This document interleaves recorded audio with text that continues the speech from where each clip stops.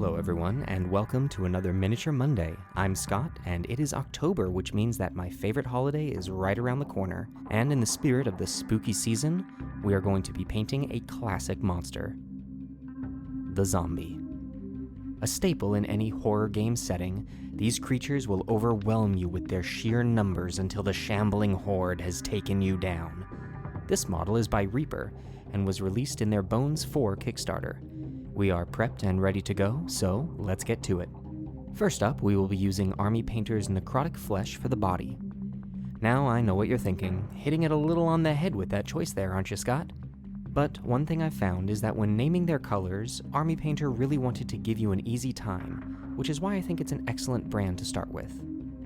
You can see that this color is giving somewhat of a brighter green than you might think of when picturing a zombie, but don't worry, we'll take care of that when we get to shading.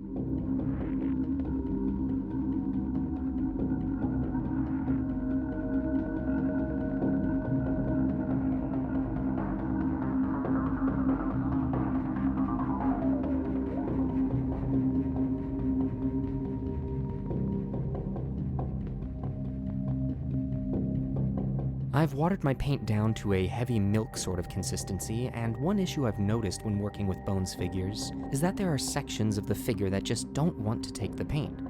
Now this is supposed to be fixed when you wash the Mini, but no matter how much soap and scrubbing I do, there are always a few trouble spots. If you run into this issue, don't worry. Perseverance in multiple layers will take care of it. Although I know it is a divisive topic in the painting community, I may try priming my next model and see what that does. With 2 layers down, our main body is looking excellent, so let's take care of his waist region. For the pants, we will be using Army Painter's Leather Brown. This area got a little tricky, especially where the tears of the pants met with the leg. It's important to remember that when putting your base layers on, you don't have to be perfect. The less mistakes you make will make things easier for you, but you can always go back and touch things up.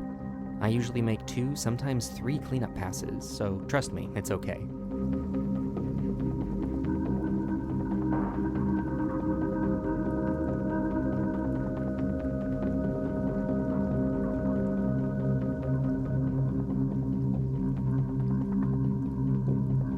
Next, for the hair, we are going to mix Army Painter's matte white and ash gray at a ratio of 1:2 for that dyeing hair look.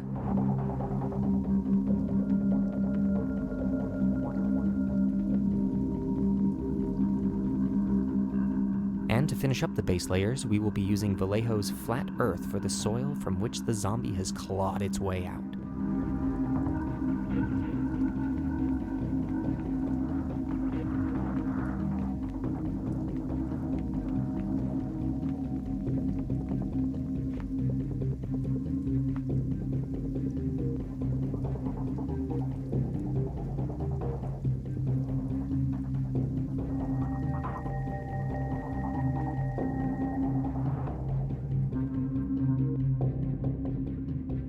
On to our shading, we are going to hit the body with Army Painter's Flesh Wash. Now you can tell that my first brush load with this was a bit heavy-handed, so I had to spread that around to keep from darkening him too much. You can really start to see what I meant when I said that I would take care of that green tint here. To get shading on this color, you would normally want to use something like green tone or Thonian camo shade. But by moving out of the lane of what you would expect to use, we can start to experiment and find some really interesting combinations. This shade is really doing its namesake and adding in that fleshy tone that we were missing. Layer that on top of the necrotic flesh and we really start to get that rotting look that we were going for.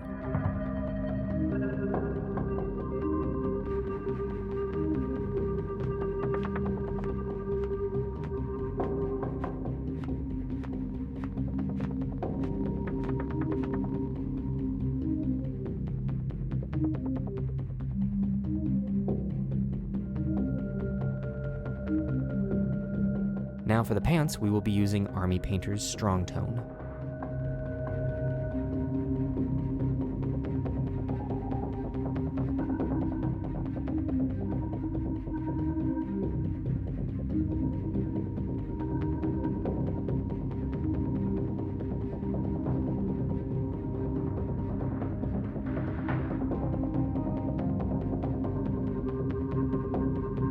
And to finish up the shading, we will be using Citadel's Agrax Earth Shade for the hair as well as the ground. Using this shade on the hair, we're going to get that recently crawled through the dirt look, and it really starts to make him pop.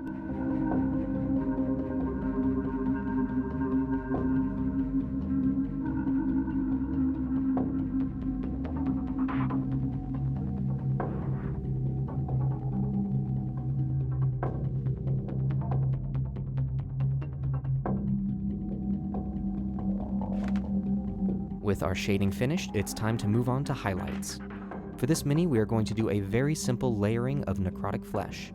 And by simple, I mean we are only going to do one pass of it.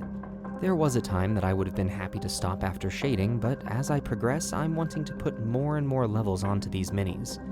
Maybe one day I'll do a full highlight of every single mini that I paint, but for now, I'm happy with this.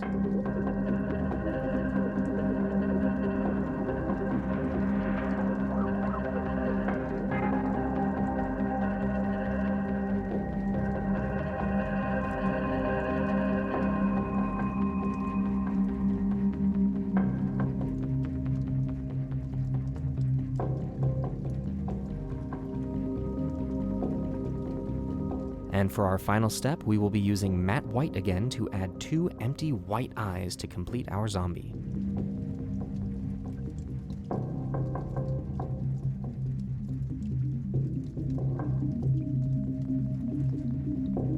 And with that, we are finished. I'm pretty happy with how it turned out.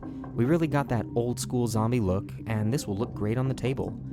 For anyone who is interested in trying this hobby, I think that this model would be a great place to start.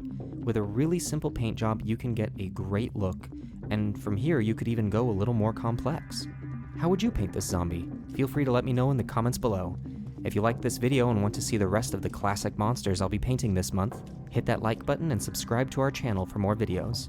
Thank you all so much for watching. Once again, I'm Scott, and I will see you at the next Miniature Monday.